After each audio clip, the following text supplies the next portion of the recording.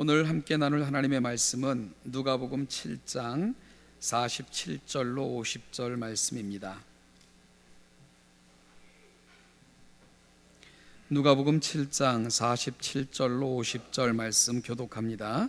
이러므로 내가 내게 말하노니 그의 받은 많은 죄가 사하여 졌도다.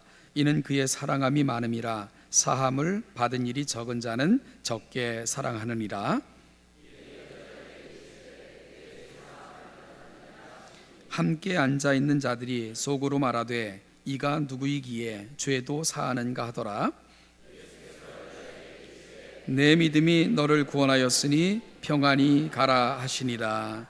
아멘. 제가 여러분에게 예수님이 여러분에겐 누구십니까? 이렇게 물으면 여러분들은 뭐라고 대답을 하시겠어요? 예수님이 나에겐 누구실까? 단순하고 중요한 질문 같지만 또 어떤 때는 쉽게 답을 할 수 없는 그런 질문이기도 한 것이 항상 예수님은 내게 누구신가 하는 질문이라는 생각을 합니다. 사실 이 질문은 예수님께서 어떤 말씀을 청중들에게 가르치시거나 어떤 기사와 이적 혹은 병을 고치시거나 하는 사역의 현장마다 이를 지켜보거나 들었던 사람들을 통해 늘 제기되었던 그런 질문이기도 했죠. 저가 누구인가 하는 반응 말입니다. 오늘 본문에서도 이런 질문이 청중들 가운데서 제기가 되었습니다. 그 질문은 예수님께서 자신의 발에 흘러내린 눈물을 이렇게 자신의 머리털로 씻어 드리고는 그 발에 입을 맞추며 끊임없이 입을 맞추며 준비해 온 향유를 그 발에 붓는 그 여인을 바라보시면서 예수님께서 이렇게 말씀을 하셨습니다. 내 죄 사함을 받았느니라. 이렇게 말씀하셨죠. 그러자 예수님의 그 말씀을 들었던 청중들이 속으로 이런 질문을 했어요. 저가 누구이기에 죄도 사하는가? 이런 생각을 하게 됐습니다. 누가는 속으로 한 생각이라 이렇게 밝히고 있는데 예수님은 그 마음의 생각을 아시고는 그 마음의 속 생각까지도 읽으신 예수님께서 그 여인을 바라보시면서 이런 말씀을 덧붙이셨습니다. 내 믿음이 너를 구원하였으니 평안히 가라. 이런 말씀을 덧붙이셨습니다. 그러니까 죄사함과 그리고 구원을 그 여인에게 예수님이 선언하고 계신 것입니다. 사실 예수님이 오신 이후 지금까지의 역사는 이 질문과 대답의 역사다 해도 과언이 아닐 정도로 예수가 누구신가 하는 질문은 시대마다 그 시대를 살아갔던 사람들마다 늘 제기되어졌던 그런 질문이기도 했습니다. 예수는 누구신가? 그리고요, 많은 사람들은 이 질문에 대해서 답을 했습니다. 그런데 잘 보면 역사상 그 많은 시간 동안 진행되어졌던 이 질문에 대한 답도 사실은 예수님 시대에 예수님에 대한 인식과 대답과 크게 다르지 않았다 하는 것을 알게 되는데요. 누가복음 7장에 보면 예수님께서 제자들에게 이런 질문을 하셨어요. 물론 이 질문은 마태복음과 마가복음, 공관복음이라 불리는 세 권의 복음서에 모두 기록이 되어져 있는데요. 마태와 마가는 이 질문이 예수님으로부터 이 질문이 되어진 곳을 가이사랴 빌립보라 이렇게 그 지명을 밝히고 있는데 예수님께서 가이사랴 빌립보에서 제자들에게 질문을 하셨죠. 어떤 질문을 하셨습니까? 사람들이 나를 누구라 하느냐? 이런 질문을 하셨어요. 그러자 예수님의 제자들은 사람들이 예수님에 대해서 어떤 말로 웅성거리는지를 전합니다. 죽은 세례 요한이 살아났다 하고 말하는 자도 있고 엘리야라 하고 말하는 사람도 있고요. 더러는 옛 선지자 중에 한 사람이 살아났다라고 말하는 사람들도 있습니다 하면서 당시에 팽배되어 있었던 사람들의 견해를 예수님께 전해드렸지요. 그러자 예수님께서는 재차 제자들에게 또 한 가지 질문을 하셨습니다. 여러분, 그 질문이 뭐죠? 그러면 너희는 나를 누구라 하느냐? 그러니까 너희는 그럼 내가 누구라고 생각하느냐? 이런 질문을 하셨습니다.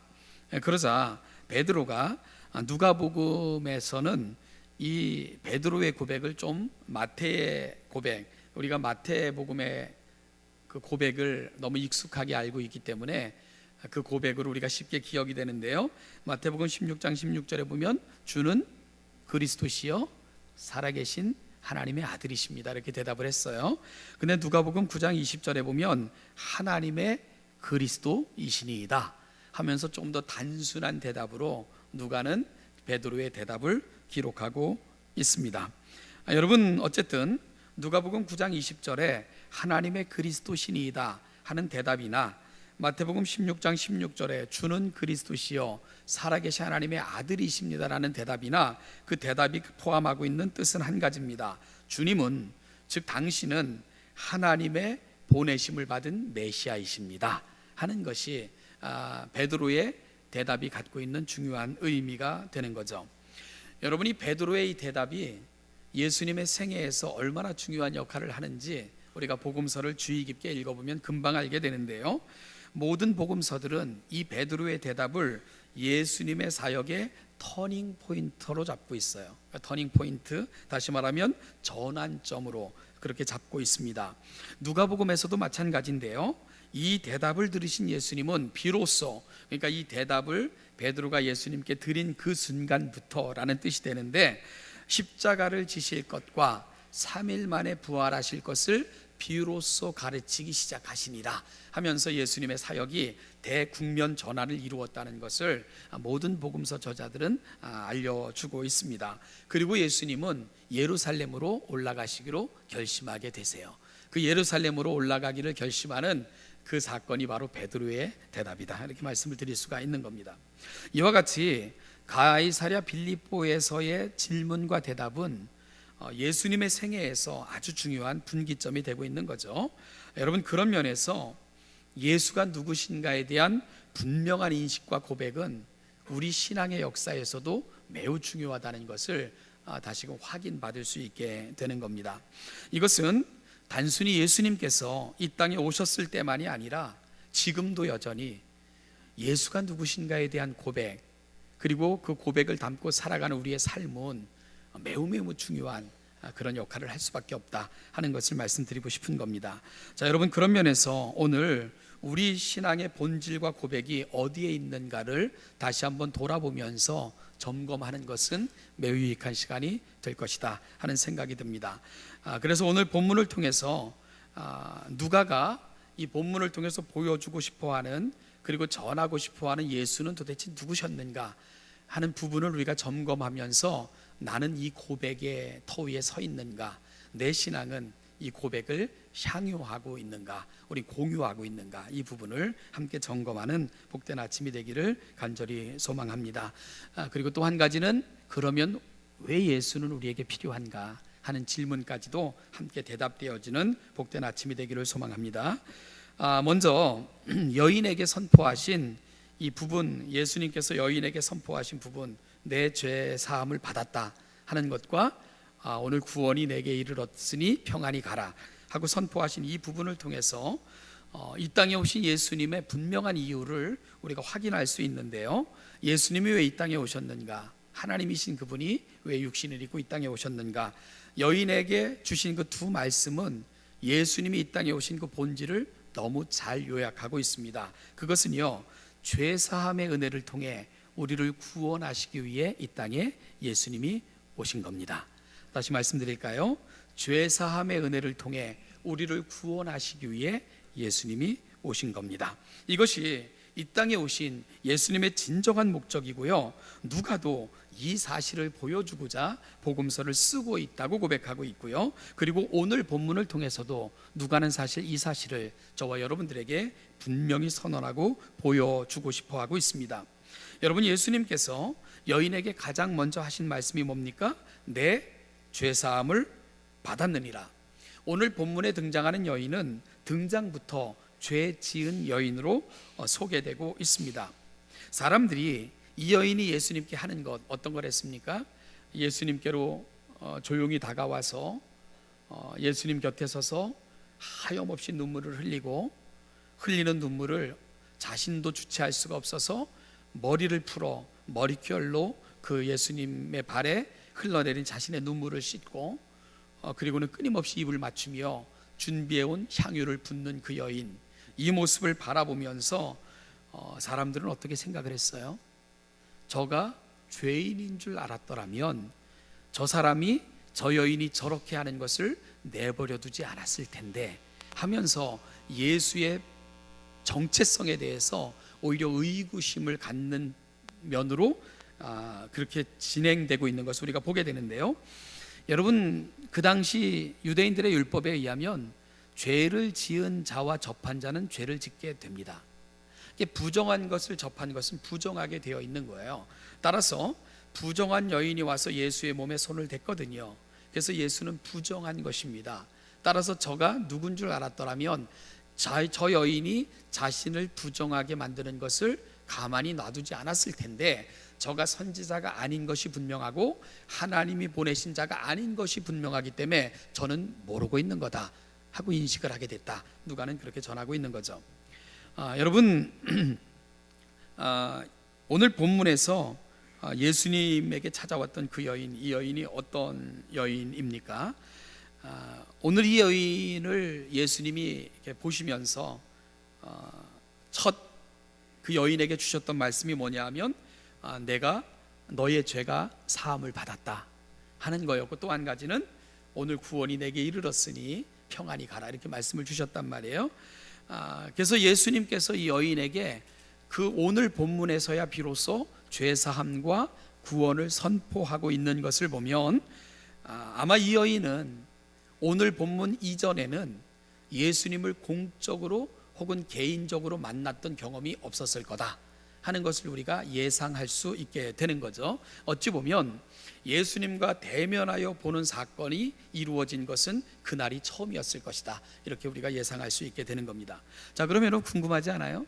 그러면 예수님을 처음 만나는 것 같은데, 대면하여 보는 것을 이렇게 가까이서 예수님을 만나는 건 처음인 것 같은데, 이 여인이 어떻게 예수를 알게 되었을까? 추측할 수 있는 것은 이 여인이 어떻게 예수를 만났다는 것을 누가는 밝히지 않아요. 단지 추측을 해보는 겁니다. 오늘 본문이 7장으로 되어 있잖아요. 그럼 이 7장 전에 6장에서 우리가 어떤 사건을 다루었습니까? 평지설교를 우리가 들었죠, 그죠? 평지에서 되어진 설교다. 그래서 평지설교, 예수님이 특별히 그의 제자들에게 하셨던 일련의 설교를 우리가 말씀을 통해서 살펴본 적이 있었죠. 아마 그 말씀을 들은 무리들 속에 이 여인이 포함되어져 있지 않았을까, 이런 추측을 하게 되는 거예요. 여러분, 말씀을 듣는 시간이 참 소중한 거예요. 이 예배에 나올 수 있다는 게 정말 감격인 거예요.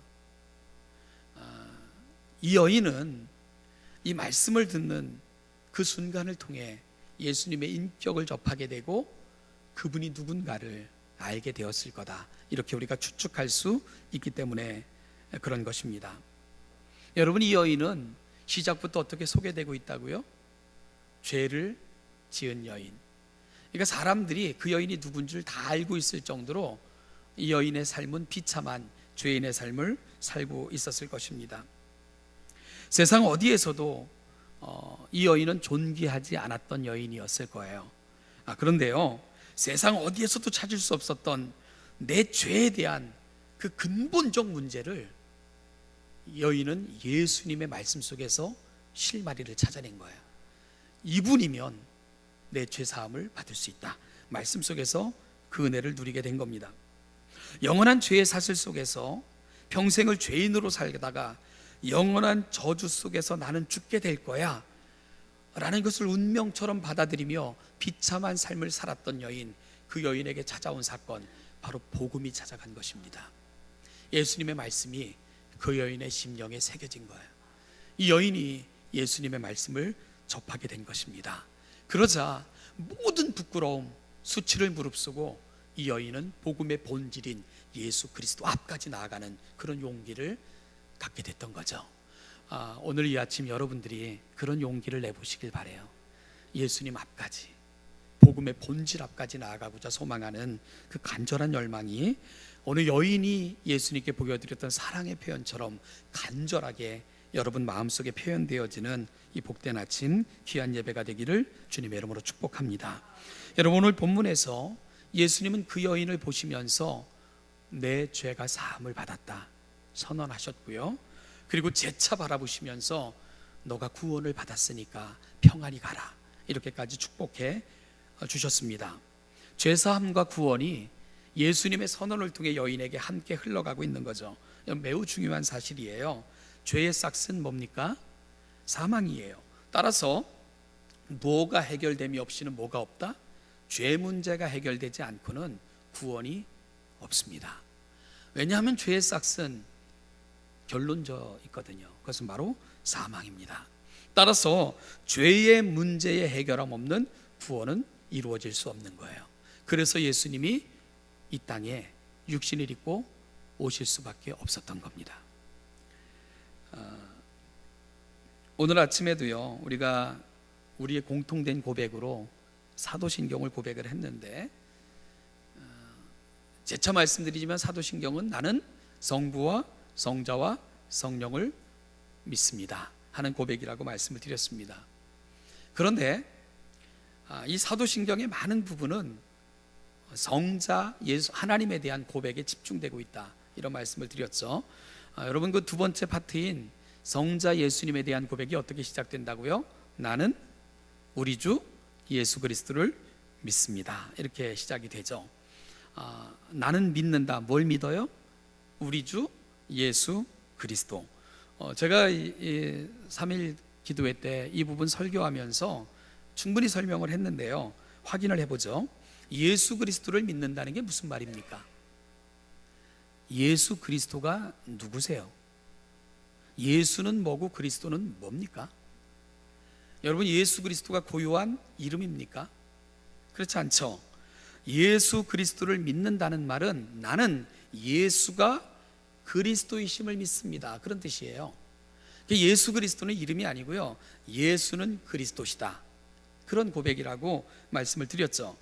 그러니까 이 땅에 오신 하나님의 이름이 뭡니까? 예수예요. 예수. 근데 예수는 사실 특별한 이름은 아닙니다. 헬라어로 예수가 히브리어로 바꾸면 여호수아가 돼요. 그러니까 예수라는 이름은 유대인들이 흔히 사용했던, 보편적으로 많이 사용했던 이름인 것을 알게 되는데요, 그 이름의 뜻이 구원자라는 의미를 담고 있습니다.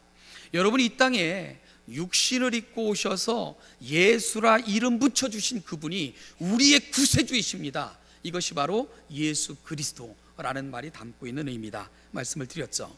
즉 예수는 이름이고 그리스도는 그분이 오셔서 감당하실 직책이 되는 거예요.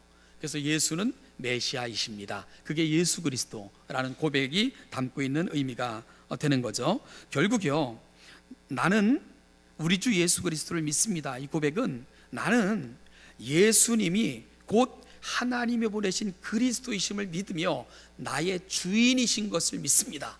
이것이 사도신경에서 우리가 늘 고백하는 그 고백의 의미가 되는 거죠.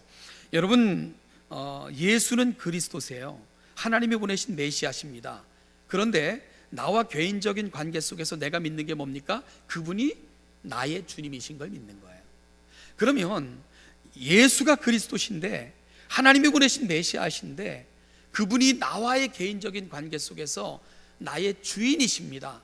그러면 여러분, 이 고백을 하는 사람들은 어떻게 살아야 됩니까? 예수와 함께 동행하고 예수님의 말씀을 존중히 여기며 그분이 내 인생의 주인 되심을 한시도 놓치지 않고 왕 되신 예수의 백성으로 살아가야 되는 것, 이것이 바로 이 고백을 하나님 앞에 드리는 우리의 마땅한 삶의 고백이고 태도여야 됨을 놓치지 말아야 되는 겁니다. 따라서 정리해 보면요, 나는 우리 주 예수 그리스도를 믿습니다. 나는 이 땅에 오신 예수가 메시아이시며 내 생명의 주관자 되시고 내 인생의 주인 되심을 나는 믿습니다.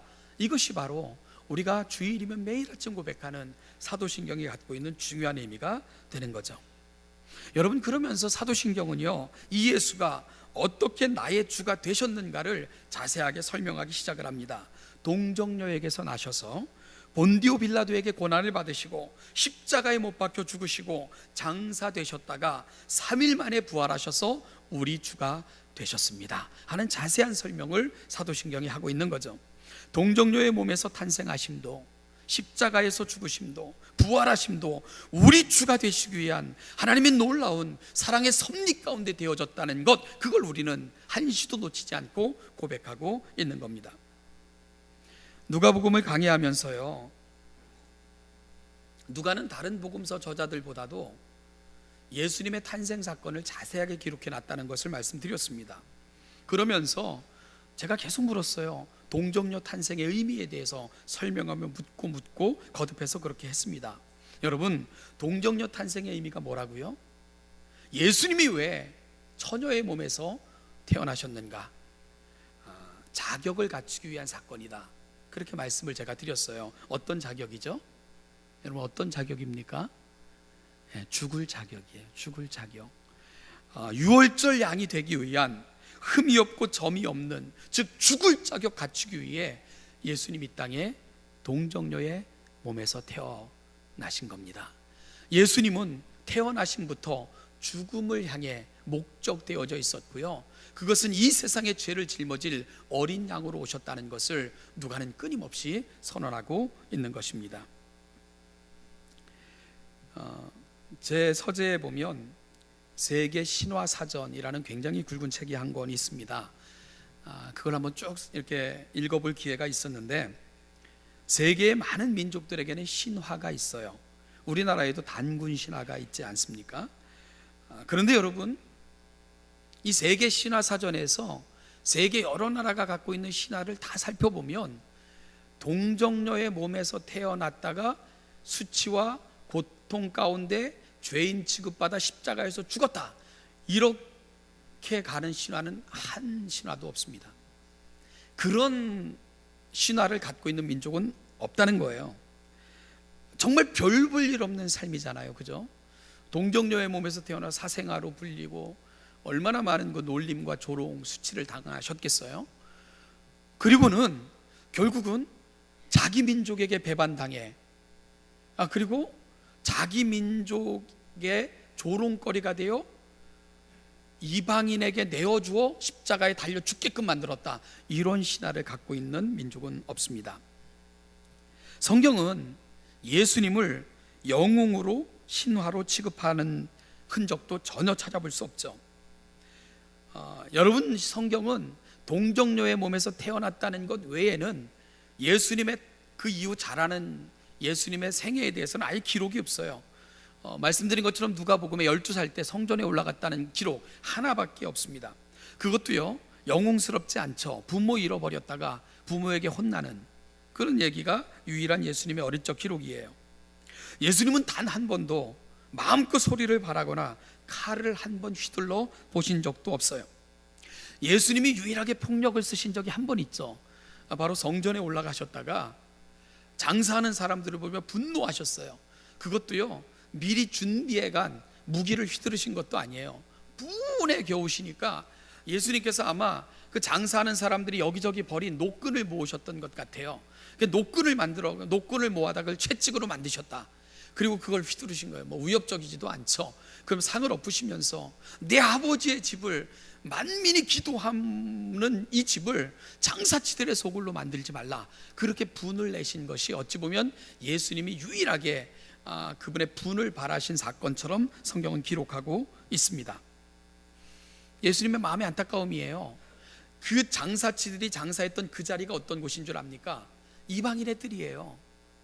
그러면 예수를 알지 못했던 멀리 있던 자들이 유일하게 와서 예배할 수 있도록 예비되어진 장소, 그 장소조차도 이 탐욕스러운 사람들은 장사치들의 소굴로 만들어 놓은 겁니다. 그러니까 아예 자신들의 견해와 사고와 가치관이 휩싸여 그 누구도, 이방인들은 이전에 들어올 자격도, 하나님의 은총을 받을 자격도 없다고 만들어 놓은 채 그런 무자비한 행동을 했던 것이 그 당시 종교인들의 모습이었던 거죠. 예수님 그들을 향해서 분노하신 것입니다. 예수님이 동정녀의 몸에서 탄생하셔서 결코 영웅적인 삶을 사신 것이 아닙니다.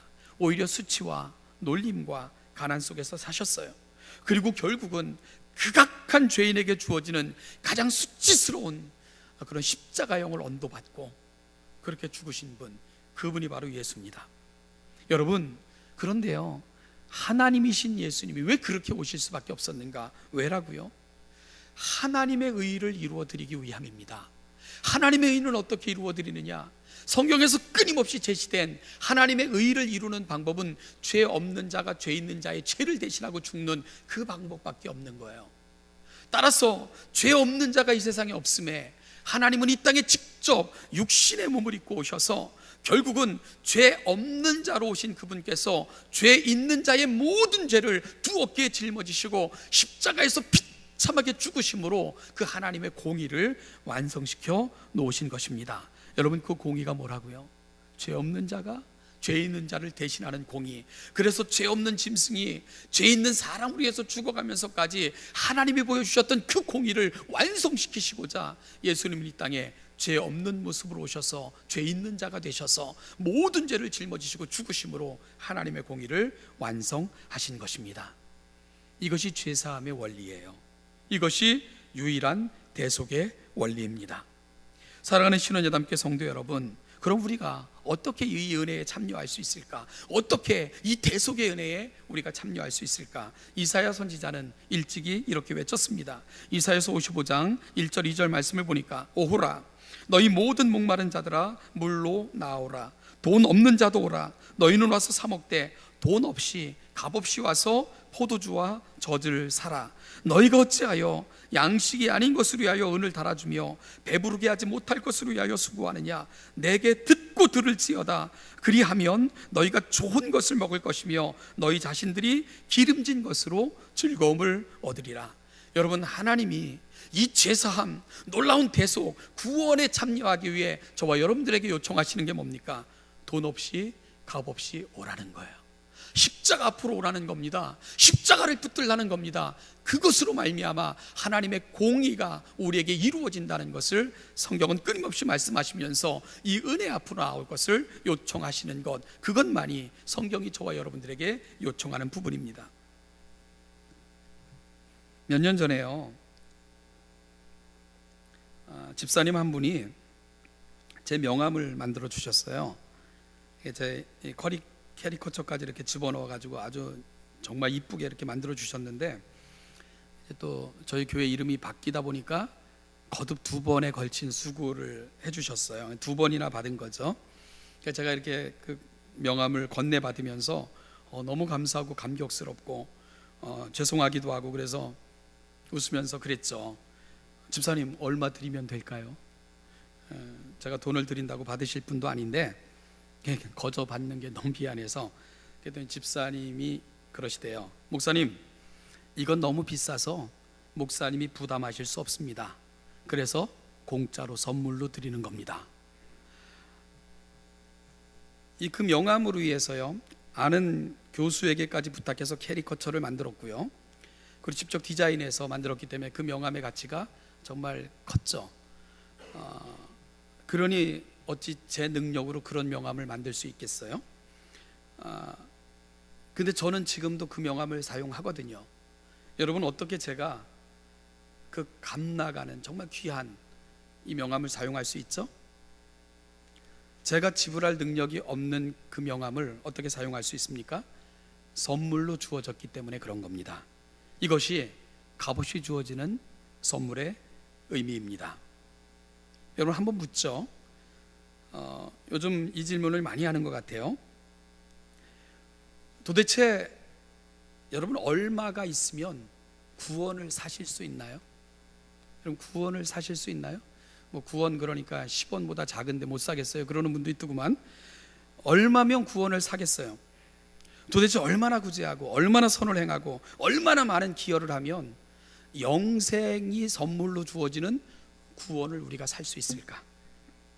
얼마나 참선을 하고 묵상을 하고 깨달음을 얻으면 영혼을 누릴 수 있는 지식을 얻을 수 있을까? 여러분, 가능하다고 생각하십니까? 여러분은 하루의 생명을 연장하는데 돈이 얼마나 든다고 생각하세요?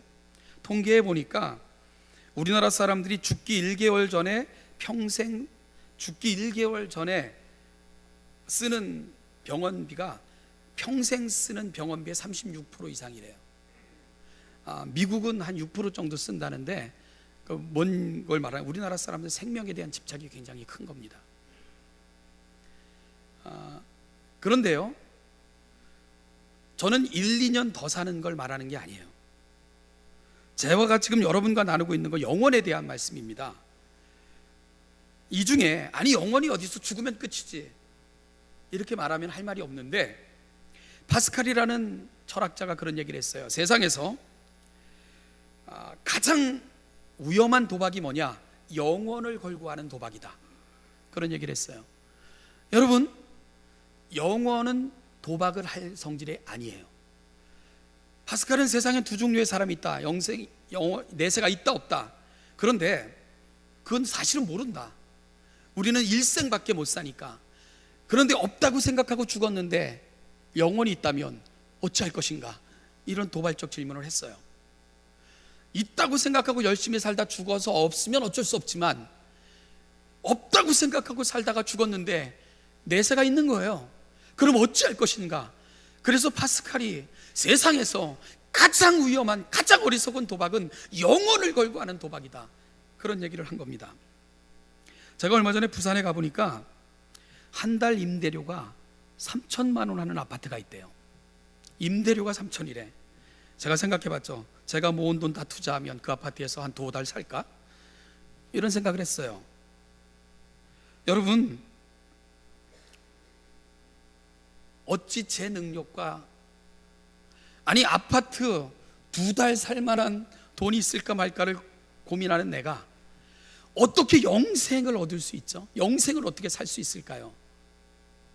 어떻게 내가 내 행함을 가지고 영생을 이야기할 수 있을까? 안 되는 거예요. 아무리 생각해도 안 됩니다.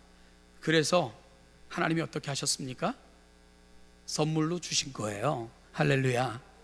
선물로 주신 거예요. 안 되니까, 우리 힘 가지고 안 되니까, 능력 가지고 안 되니까 하나님이 선물로 주신 거예요. 그리고 저와 여러분들에게 말씀하시는 겁니다. 돈 없이 값 없이 그냥 와라, 내가 다 했다, 이 십자가를 붙들면 된다, 그렇게 요청하시는데, 여러분, 우리가 무슨 백을 믿고 도대체 얼마나 많은 재물과 얼마나 많은 노력을 했기에 우리가 이 예수 그리스도, 그분에 대해서 이 놀라운 초청, 이 은혜 앞에 나아가는 것을 이기주저하며 이것이 마치 아무 의미가 없는 것처럼 오늘 이 아침도 우리가 이렇게 앉아있을 수 있을까? 여러분, 가장 위험한 도박을 하지 마십시오. 내세를 걸고 하는 것은 도박이 되면 안 됩니다. 사람들은 얘기해요. 실패는 성공의 어머니라고, 실패를 통해서 배우기도 한다고. 그러나 영생은 걸고 도박하는 게 아닙니다. 여러분, 내세는 우리가 실패하여 다시 얻을 수 있는 기회가 주어지는 게 결코 아닙니다. 오늘 이 아침 그 누구의 말이 아니더라도 사랑하는 신원예담교회 성도 여러분, 예수를 붙드십시오. 오늘이라는 날에 이 구원의 위대한 초청 앞으로 나아가는 여러분들 되시기를 축복합니다. 다 양보해도 영원을 갖고 도박은 하지 마십시오. 하루 이틀 80, 90, 100세를 사는 이야기가 아닙니다. 영원에 대한 이야기입니다. 은혜 앞에 나오셔서 이 놀라운 초청 앞에 그렇게 서시는, 정말 놀라운 은혜를 누리시는 신원예담교회 성도들 다 되시기를 주님의 이름으로 축복합니다. 기도하겠습니다. 하나님 아버지, 우리의 약함을 알기에, 우리의 부족함을 알기에 늘 좌절할 수밖에 없지만, 눈물로 예수님의 발을 씻기고 한없이 입을 맞출 수밖에 없었던 그 여인, 나를 알았기 때문일 것입니다. 내 능력과 힘 가지고는 아무것도 할 수 없다는 것을 알았기 때문입니다. 하나님, 그러나 내가 죄사함을 받고 용서받은 은혜가 얼마나 큰지, 내 모든 것을 다 드려도 아깝지 않은 그 헌신된 사랑으로 나아갔던 여인, 오늘 우리에게 정말 결핍되어 있는 것, 오늘 나의 신앙에서 정말 놓치고 있는 것은 어떤 것인지, 예수가 내게 누구신지, 나를 위해 행하신 그 의미가 뭔가들을 놓친 채 이렇게 살고 있는 것이 우리의 모습은 아닌가를 깊이 묵상하는 가운데, 은혜 앞으로, 더 큰 은혜 앞으로, 값없이 돈 없이 와서 영생을 누리라 초청하시는 이 위대한 초청 앞으로 나아가는, 결코 이 초청을 갖고 도박하지 않는 우리 모두가 되도록 그리 역사하여 주시옵소서. 예수님의 이름으로 기도하옵나이다. 그리스도의 은혜와 아멘. 아버지 하나님의 무한하신 사랑과 성령의 인도 교통 충만하심이 우리의 모든 죄를 사하시고 우리에게 놀라운 구원의 은혜를 주셨음에 은혜에 감격하여 나와 있는 사랑하는 신원여담교회 모든 가족들과 이들에게 주신 아름다운 가정과 이들이 꿈꾸고 살아가는 모든 이들의 삶의 자리마다 이 은혜와 은총이 지금부터 영원까지 그 영원까지 함께 하시기를 축원하옵나이다. 아멘.